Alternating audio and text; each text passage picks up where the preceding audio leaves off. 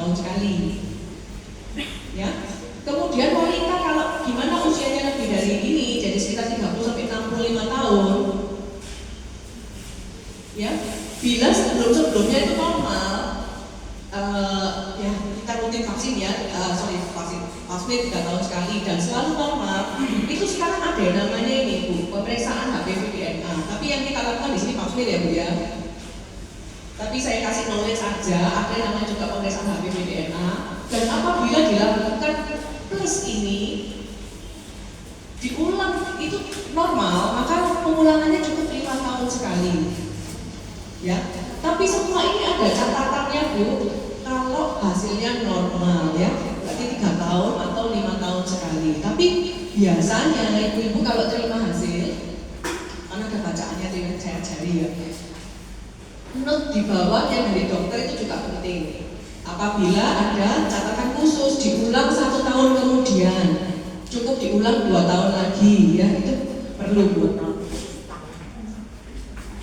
Siapa lagi yang perlu? Terutama untuk wanita yang pernah terdeteksi lesi prakanker.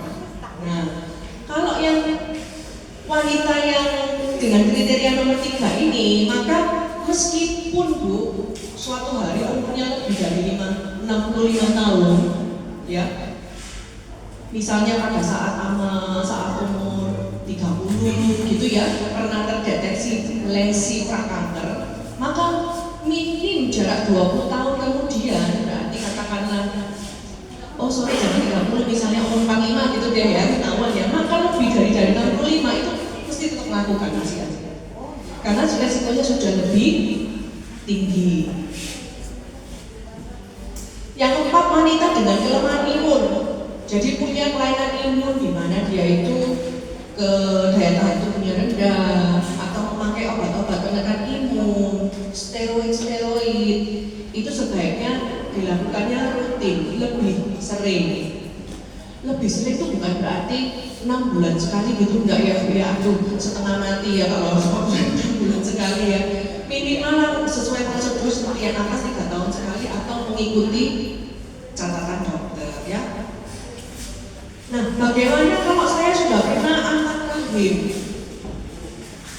Apakah masih perlu vaksin kanker leher rahim? Itu perlu Bu-ibu, dengan catatan angkat rahimnya itu memang ditinggalkan leher rahimnya.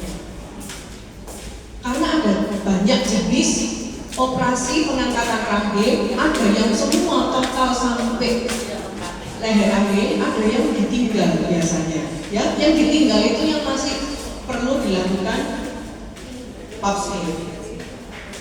Oh ya, bagaimana yang sudah vaksin HPV, vaksin kanker serviks itu tetap ya Ibu ya, karena ini adalah bagian dari screening.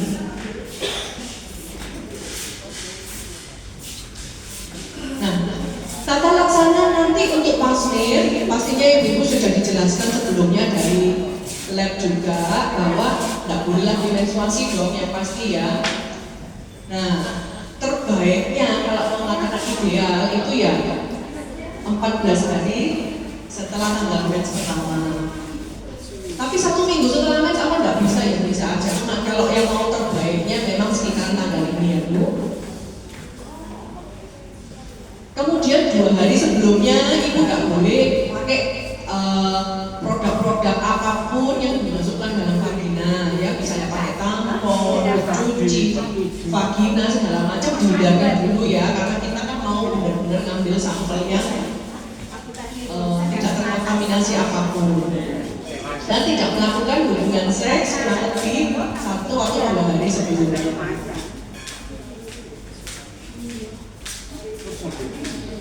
Nah, ini yang saya mau bilang tadi bedanya pap smear sama pap test Ibu. Kalau pap smear itu zaman dulu kita pakai kayak gini. Ini leher rahim ya Ibu ya. Ini alatnya, ini yang nomor 2 ini.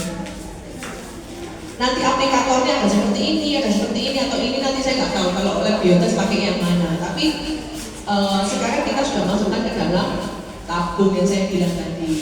Ini pap smear ya istilahnya, yang ini ada yang pakai sikap.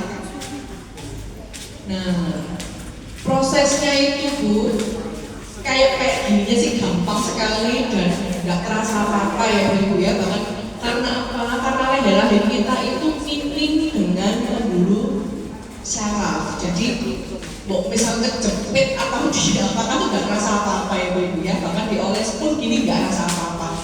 Yang nggak enak itu pada saat nyari, ya mungkin merasa tidak nyaman. Di sini ada yang baru pertama kali vaksin Ibu-ibu? Nggak ada ya? Oh ada. Ya, untuk yang baru pertama kali vaksin memang sangat diminta kooperatifnya. Jadi memang nggak enak, jangan jadi naik-naik ya Bu ya. Kalau naik itu mendal-mendal alatnya keluar terus Bu. Ini loh alat ini loh. Ya spekulum ini kan kita masukkan, ya toh.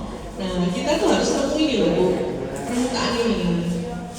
Ini kalau pada perempuan yang istilahnya melahirkannya normal, sesar ya, belum pernah melahirkan lewat bawah itu agak nyelempit tempatnya memang ya. Tapi kalau yang sudah lahir dari bawah bolak-balik, waduh gampang Bu ya. Masuk enggak Bu, kelihatan langsung ini. Kelihatan buahan gampang sekali. Ini butuh kooperatif, gitu ya. Usahakan sangat kooperatif, pengambilan sampel 1 kali berhasil, pulangnya 3 tahun sekali ya. Kalau enggak nanti aman-aman Bu. Tapi untungnya di sini masih gratis ya Bu ya. Kalau biaya sendiri itu yang ngeluh Bu ya. Sudah ini bayar. Oh ini kolposcopy, ini tindakan lain ya Bu. Ini ada yang modelnya seperti ini, tapi ini adalah tindakan lebih lanjut dari pap smear. Saya nggak bahas di sini ya. Nah, kalau ngomongin pap smear, Ibu-ibu saya nggak bisa lepas dari yang namanya kanker serviks. Ya, meskipun ini tindakan screening, ya tapi kita harus sadari kita tuh mau screening ini loh Ibu-ibu ya. Kanker serviks ini adalah pembunuh nomor 2 terbesar pada wanita setelah kanker payudara. Nah, yang nyebelin, kenapa sih kok perlu sampai dengan pap smear itu? Karena kita ini mau mendeteksi lesi yang kalau bisa tuh yang kena kanker, Ibu ya. Seperti tadi saya bilang bahwa leher rahim itu nggak punya persyaratan. Ya, jadi kalau virus itu nempel atau apapun, itu tidak akan menimbulkan gejala apapun, ya. Tetapi ternyata sudah kanker, sama sekali tidak ada gejala, ya. Kalau sampai Ibu menemukan gejala-gejala, contohnya pendarahan abnormal saat berhubungan, ada rasa nyeri, tidak enak di panggul, mengeluarkan cairan vagina yang tidak biasa, itu biasanya stagingnya sudah naik Ibu-ibu. Ya, jadi sama sekali tidak merasakan apa-apa. Justru itu kalau hari ini Ibu bilang, saya nggak ada keluhan, ngapain saya ke dokter kandungan untuk pap smear, itu salah. Ya. Jadi kanker serviks itu adalah kanker nomor 2 pada wanita terbesar setelah payudara yang menimbulkan kematian. Dan diperkirakan di negara berkembang ini banyak Ibu-ibu ya. Kalau dulu saya sekitar tahun 2010 mungkin ya pertama kali masuk vaksin Cervarix, kalau Ibu tahu ya, itu adalah masih di cover sama pemerintah ya, kita bayar cuma separuh. Itu karena kesadaran pemerintah ternyata kanker leher rahim ini adalah fenomenanya gunung es, nggak pernah terdeteksi tapi ternyata jumlahnya banyak. Jadi sampai dibantu sama pemerintah, vaksinnya bisa diberikan dengan separuh harga. Kalau sekarang sudah full ya Bu, bisa dengan sendiri ya. Tapi anak-anaknya yang mungkin kalau punya putri di SD, vaksin HPV ini untuk yang berhasil itu sudah diberikan gratis Ibu ya, di kelas 5, kelas 6. Insidennya sekian banyak. Kalau kanker payudara itu kira-kira per 100.000 itu 38 orang. Kalau kanker leher rahim 16 orang. Ya. Nah, saya mau bilang kalau kanker serviks ini kalau dulu tuh tidak terdeteksi segala macam, tiba-tiba didiagnosa gitu aja ya, tapi semakin majunya penelitian, ternyata kanker serviks ini penyebabnya adalah virus HPV, Human Papilloma Virus atau virus kutil. Nah ini strainnya banyak, itu ratusan HPV itu ya. Tetapi HPV yang tipe 16 dan 18 itu bisa nyari rumahnya itu di leher rahim. Dia yang bertanggung jawab terhadap terjadinya high grade carcinoma cervix.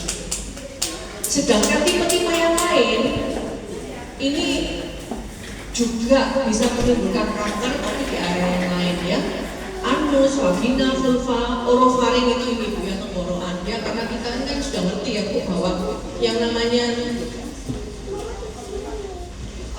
hubungan seks itu kadang-kadang sudah bukan di tempat-tempatnya lagi ya ibu-ibu ya, jadi itu sampai orofaring pun bisa muncul kanker tersebut.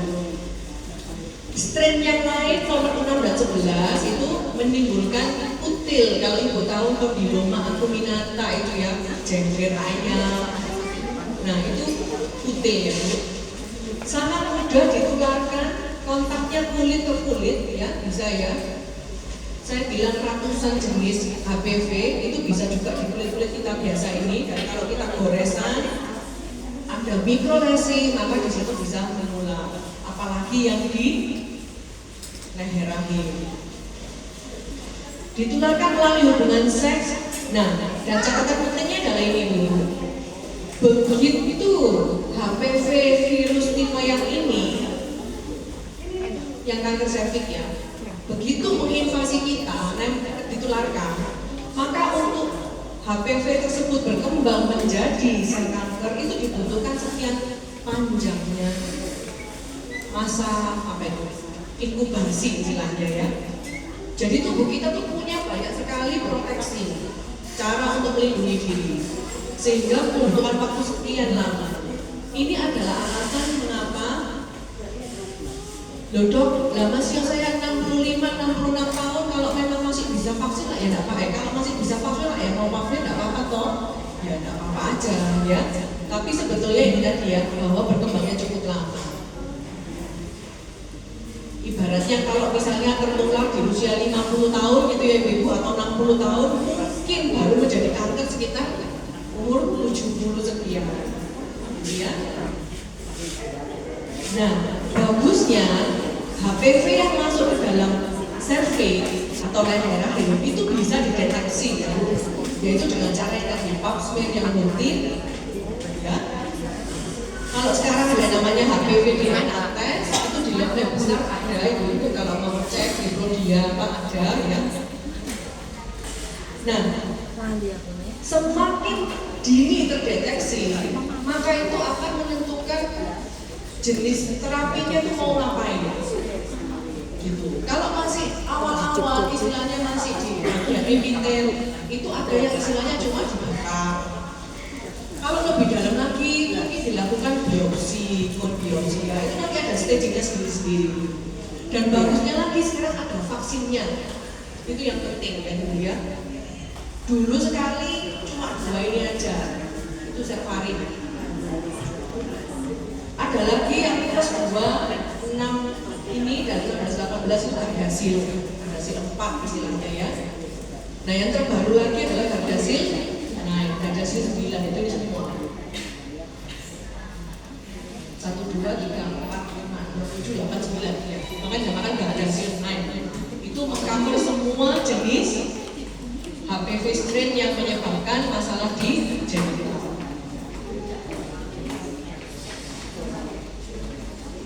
Nah, kalau ngomong yang bukan kanker, maka pap ini bisa ditujukan untuk melihat adanya peradangan. Ya, kadang-kadang ditemukan istilahnya cervicitis, yaitu peradangan pada leher rahim. Ya, bisa karena penyakit menular seks, bisa karena pemasangan IUD, ya, itu kadang-kadang bisa menghasilkan pada saat papnya didapatkan hasil tulisan-tulisan perubahan sel, peradangan non-spesifik seperti itu ya.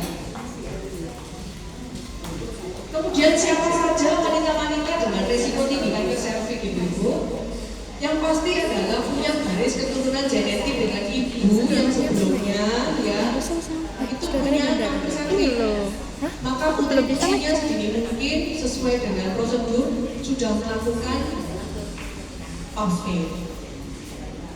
Ya, daya tahan tubuh lemah. Oke, kita semua tahu bahwa kanker selalu jungkat-jungkit dengan kekebalan tubuh ya. Kekebalan tubuh jelek, sel kanker bisa muncul dimanapun apapun jenisnya. Pasangan lebih dari satu itu meningkatkan faktor risiko karena yang kita tahu tadi HPV terutama ditularkan melalui transmisi seksual. Ya, ibu-ibu dengan HIV apalagi ya, dan ibu-ibu dengan hasil pap smear sebelumnya yang abnormal. Jadi pada pembacaan hasil pap smear nanti ibu-ibu bisa dilihat masuk ada kata-kata didapatkan sel keganasan atau tidak, itu kunci utamanya ya, walaupun nanti bawahnya bisa macam-macam. Ini seperti yang saya bilang tadi bahwa kanker serviks sama sekali tidak menimbulkan keluhan untuk lesi yang paling awal karena sangat dini ya. Tapi kalau sudah ada keluhan seperti ini, maka hati-hati, biasanya grade-nya sudah naik. Ini adalah gambaran kurang. Nah, ini bentuk. Ini yang kita cari pada saat dilakukan pap smear ya Bu ya. Jadi ini kalau bisa delit ya, kan bisa di bawah, bisa di depan ya, kita tuh nyari ya. Pokoknya harus nemu titik tengah ini. Bulat ini sama titik tengah ini ya. Normal itu permukaannya seperti ini, cium halus pink, betulan pink ya. Low grade cium itu di sekitaran ini gambarnya nanti ada kayak gininya. Kalau ini sudah high grade, artinya sudah lebih masuk ke dalam ya, dan ini kalau sudah benar-benar rusak kanker ya. Nah, mengenai pembacaan hasil pap smear ibu-ibu ini sekilas saja, mungkin nanti lebih cocoknya dibaca sama dokter PA-nya kalau ibu konsultasi ke dokter kandungan ya. Tapi kurang lebih ibu akan menemukan tulisan seperti ini. Ibu masuk pap 1 atau pap 2 atau pap 3 ya, yang mana? Pap 1 normal ya ibu, pap 2 itu ada peradangan, itu aja. Tapi belum tentu, tapi bukan kanker ya. Nah, kalau pap 3 ini biasanya kita sudah hati-hati, ini kita bilang lesi prakanker. Ya. Nah, kalau pap 4 itu sudah ada distasia level tinggi, jadi karsinomanya sudah mulai lebih ke dalam lagi ya, sudah lebih mencengkeram. Ini kalau ibu lihat bahwa tindakan-tindakan apa yang diambil juga sudah sama untuk setiap stage-nya. Ada yang perlu sampai dilakukan kolposkopi. Kolposkopi itu yang tadi ibu-ibu ya, jadi posisinya sama kayak pap smear tapi nanti dokternya di depan pakai mikroskop. Ya pakai colong gitu ya, pakai seperti keker gitu ya, mikroskop untuk melihat langsung adanya perusahaan pada permukaan selera. Ada dua metode nanti biasanya di dalam kertasnya itu Bu, satunya Bethesda, satunya Pamanikulo ya, satunya yang kedua adalah metode Bethesda. Bacaannya adalah normal ya. LC low grade, ini adalah seperti gambarannya tadi ya, seperti pap 2 ya. Pap 3 ya, pap 3 itu LC, jadi cara beda bacaan aja ya. Nah, artinya kalau sudah invasif maka semua sel sudah berwarna ungu. Ini gambaran ini bisa kita lihat sama dokter yang patologi anatominya ya.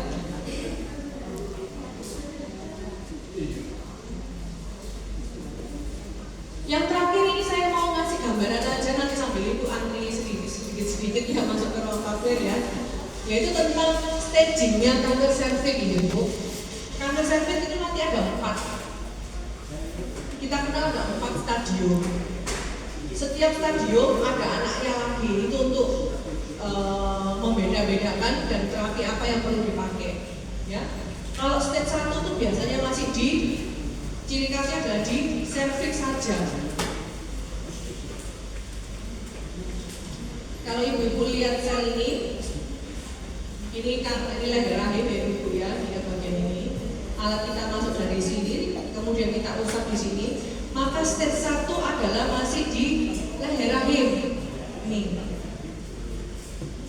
Ada 1A, 1B. Apa yang ngebedain? Yaitu diameternya sama kedalamannya. Ya, kalau stage 1 itu masih kayak permukaan banget. 3 mili aja gitu dari permukaan leher rahim. Jadi masih ada tindakan yang bisa kayak gitu dibakar. Ya. Kalau stage 1B itu sudah lebih dalam, lebih tebal ya, lebih sampai 2 sampai 4 cm. Dan diameternya bahkan bisa sampai full. Sekian ya. Ini 1B.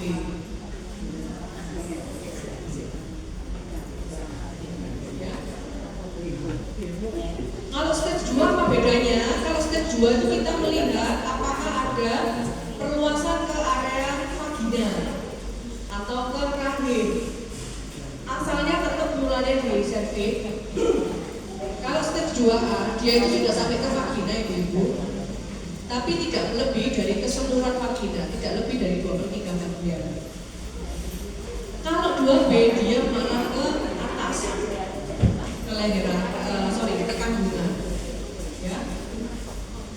Bagaimana dengan stage selanjutnya? Kalau stage 3 ibu itu bahkan sudah seluruh vagina ya, 2/3 bagian dari vagina ini sudah mengalami kanker, terinvasi oleh kanker.